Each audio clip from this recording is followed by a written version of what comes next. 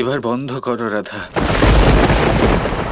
কেন পাষাণের মধ্যে নিজের কৃষ্ণকে খুঁজছো তুমি?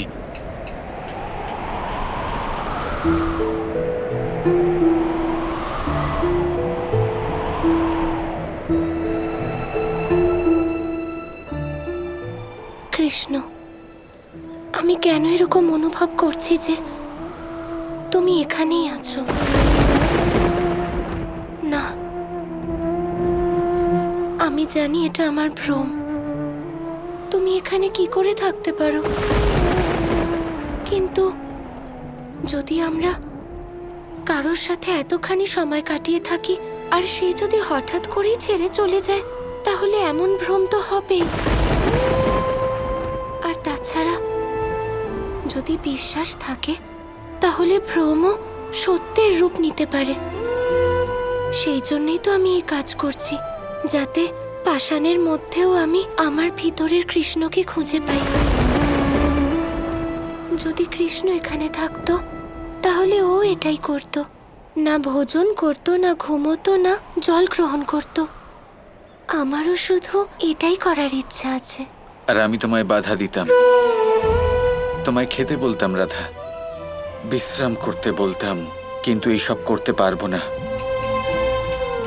কারণ এখন আমি শুধুই একটা চেতনা মাত্র, কিচ্ছু করতে পারবো না। আর এখন তো তোমাকে কিছু বলতেও পারবো না। তুমি নিজের কৃষ্ণকে খুঁজতে বেরিয়েছো। আমি খুব ভালো করে জানি যে যতক্ষণ না কাজ সম্পন্ন হচ্ছে, তুমি নিঃশ্বাসও নেবে না।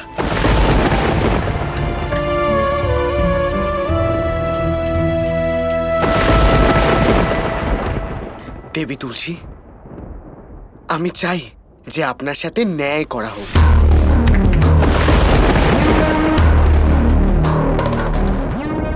কিন্তু কেউ আছে যে এরকমটা চায় না, আর সে হলো রাধা। ও দ্বারকাধীশকে বাঁচানোর চেষ্টা করছে। না তুলসী, কৃষ্ণকে অভিশাপ দিও না। ঠিক বলেছ তুমি। রাধা কৃষ্ণকে বাঁচানোর জন্য ও আমার কাছে অনেকবার অনুরোধ করেছে। হ্যাঁ দেবী তুলসী, আর এখন তো উনি একটা নতুন নাটক শুরু করে দিয়েছেন।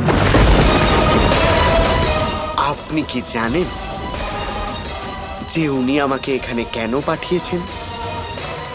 উনি চান যেন একবার আপনার সাথে ওনার দেখা করিয়ে দিই। গিয়ে বলে দাও রাধাকে, যেরকম আমি নিজের স্বামী শঙ্খচূড়ের বিরহ সহ্য করেছি, ও নিজেও যেন কৃষ্ণের বিরহ সহ্য করে। দেখা করতে চাই না আমি রাধার সাথে, ও এটার যোগ্যই নয়। খুবই ভালো। দ্বারকাধীশের এই ক্ষমাহীন অপরাধে রাধার যোগদানের কথা আপনি ভুলে যাবেন না দেবী তুলসী। ও খুবই কুটিল মনের এক মানুষ। আর হ্যাঁ, আমি এখান থেকে চলে যাবার পরেও আরো কাউকে এখানে আপনার কাছে অনুরোধ করার জন্য পাঠাবে। শ্রী রাধা খুবই জেদি। আপনি জানেন উনি আমাকে কি বলেছেন? উনি আমাকে বলেছেন যে প্রেমপূর্ণ হৃদয় সবসময় অন্যের প্রেমের ব্যথা বোঝে। এরকম বলেছে রাধা? দেবী তুলসী, আপনি যতটাই সরল, ততটাই চতুর, আর ততটাই জেদি ওই রাধা। বাবা যতই শাস্তি পেয়ে থাকুক না কেন, কিন্তু আমি তো এটাই মনে করি যে এক অবলা স্ত্রীর সাথে এরকম অন্যায় কখনোই হওয়া উচিত নয়। ঠিক আছে দেবী তুলসী, এবার আমাকে যাবার অনুমতি দিন।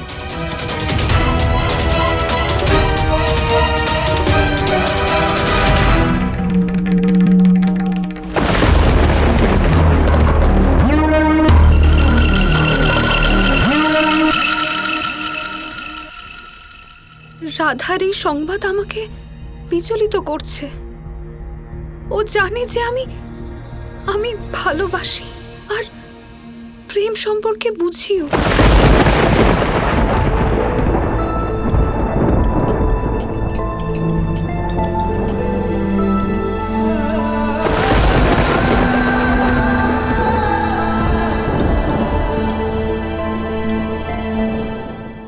কৃষ্ণ আমার সাথে নেই, কিন্তু তাও কৃষ্ণ আমায় সামলে রেখেছে।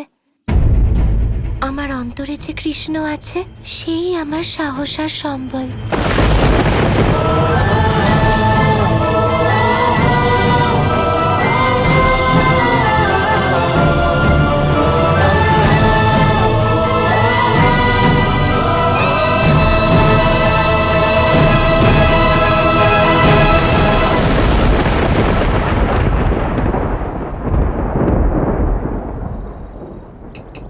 কি করছো রাধা? এবার ছেড়ে দাও।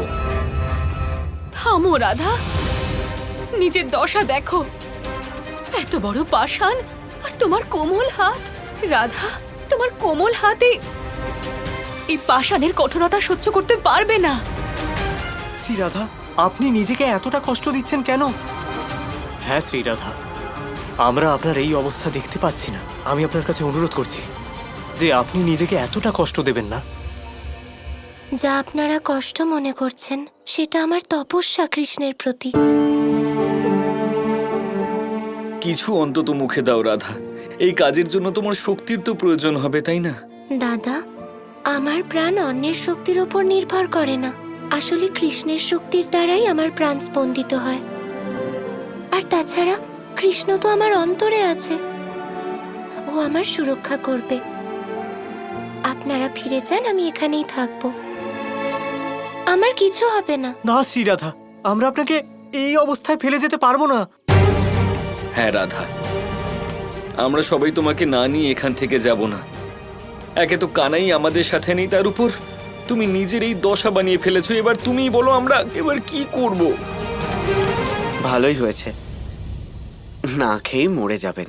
আর আমার কোনো পরিশ্রম ছাড়াই এমনি আমার ইচ্ছা পূর্ণ হয়ে যাবে। হ্যাঁ আর্য শাম্ব, এবার দেখবেন না দেবী তুলসী এখানে আসবেন,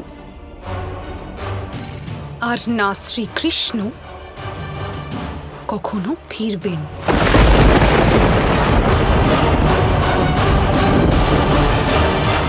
শাম্ব, তুমি তো তুলসীকে নিয়ে আসতে গিয়েছিলে। হ্যাঁ শ্রীরাধা, আমি আমি আমি অনেক চেষ্টা করলাম। আমি তো ওনার পায়েও ধরেছি, না জানে কত চেষ্টা করলাম, কিন্তু তাও উনি মানলেন না। এটা কিভাবে সম্ভব? আমি তো ভেবেছিলাম যে ও প্রেম বুঝতে পারবে।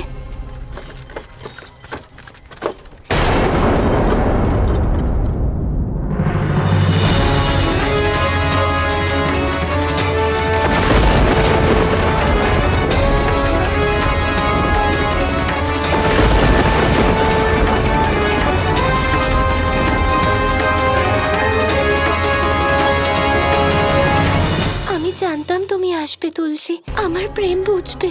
আমার প্রেমকে বাজে জানালে তুমি নিজেরই এই নাটক করার জন্য। আমার সবকিছু কেড়ে নিলে তুমি, আর এবার নিজের প্রেমকে পেতে চাইছো। তোমার এই ত্যাগের কোনো মূল্য নেই রাধা।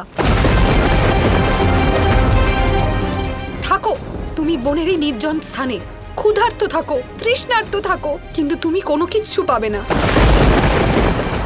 তোমার কৃষ্ণ আর ফিরবে না। তুলসী, যেটা আমি করছি সেটা আমি নিজের ত্যাগ মনে করি না। আসল সত্য জানানোর জন্য আমি তোমায় এখানে ডেকেছি। তাই তাই এমন কি ত্যাগ করবে যা আমাকে বিগলিত করবে? নিজের কৃষ্ণকে ত্যাগ ত্যাগ